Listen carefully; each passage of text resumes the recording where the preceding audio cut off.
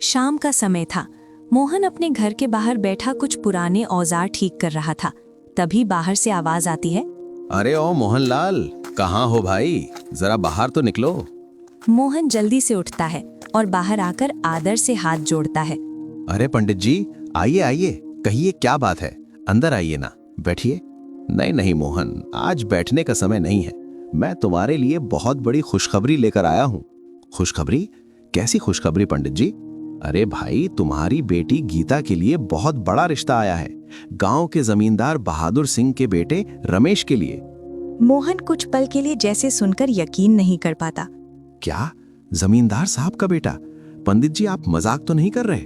अरे नहीं भाई, बिल्कुल सच कह रहा हूँ। लड़का पढ़ा लिखा है, अभी शहर से लौटा है, और सबसे बड़ी बात, उसे लड़की के संस्कार चाहिए, दौलत नहीं। हे भगवान, ये तो बहुत बड़ी बात है। मेरी गीता के लिए इतना बड़ा रिश्ता। और सुनो, कल ही जमींदार जी अपने बेटे के साथ तुम्हारे घर आ रहे हैं गीता को देखने। तुम बस तैयारी रखना। जी जी पंडित जी, जैसा आप कहें, हम पूरी तैयारी करेंगे। ठीक है, मैं चलता हूँ अब। और हाँ, चिंता मत करना, सब अच्छा ही होगा। इतना कहकर पंडित जी सारी बातें समझाकर वहां से चले जाते हैं। मोहन कुछ पल वहीं खड़ा रह जाता है। उसके चेहरे पर खुशी और हैरानी दोनों साफ झलक रही होती हैं।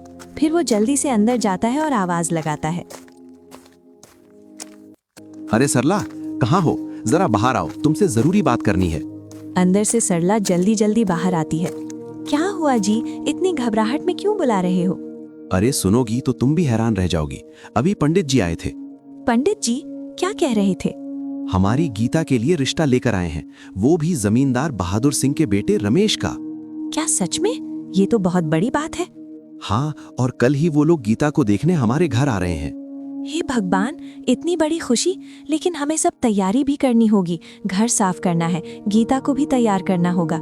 हाँ, सब ठीक हो जाएगा, बस भगवान पर भरोसा है, हमारी बेटी की किस्मत खुल जाए।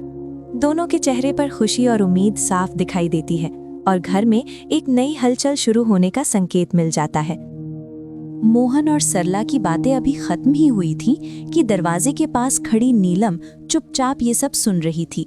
उसके चेहरे का रंग बदल चुका था, आंखों में जलन और मन में गुस्सा भर गया था। वाह, तो ये बात है, दीदी के लिए जमींदार के घर से रिश्ता आया है और सब कितने खुश हो रहे हैं। हमेशा से यही होता आया है, जो भी अच्छा होता है सब गीता को ही मिल जाता है।